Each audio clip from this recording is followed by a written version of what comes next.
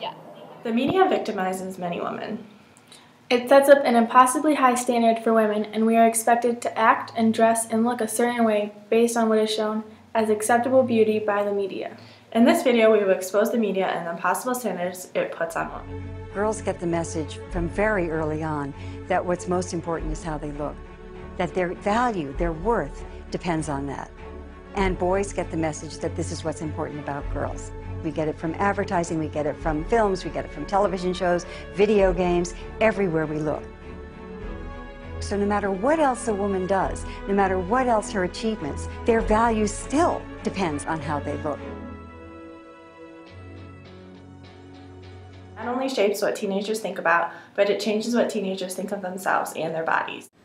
Hello there, friends, and welcome to my tutorial on how to trick people into thinking you're really good looking. The goal is to make yourself look nothing like yourself. There's no cure for ugly, but you can make yourself into a human optical illusion.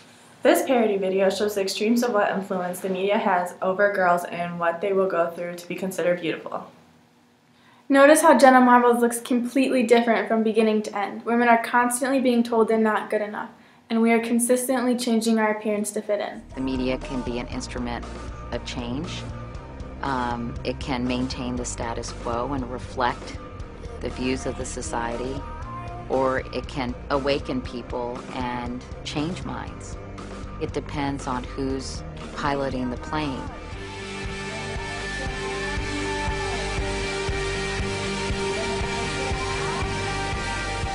No one is above the media's influence. Even the most powerful women in society are constantly being degraded based on their appearance.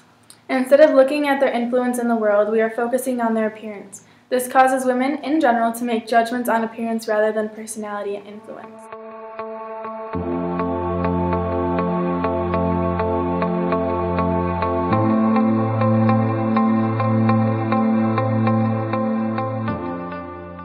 These pictures just drive the point home. The media is harmful. We're being shown images of what to look like when the models themselves don't even look like that.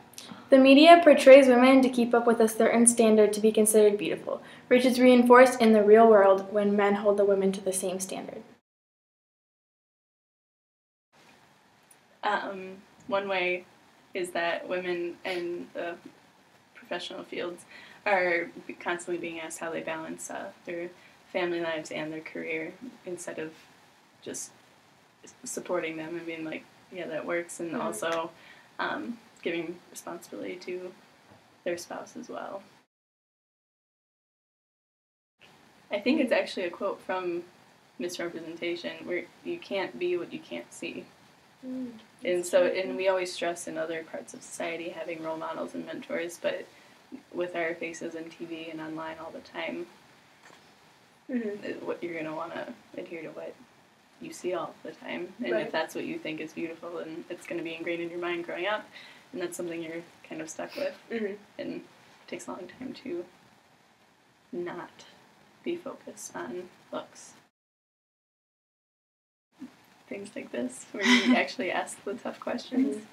I don't know. I mean, I think it's hard because parents have been socialized to think in this way, and so that's why they're like reproducing it for their children. So I mean, it definitely has to start somewhere, but it's not going to be fixed anytime soon. Like, it's going to take a while to reach everybody. Yeah, for sure.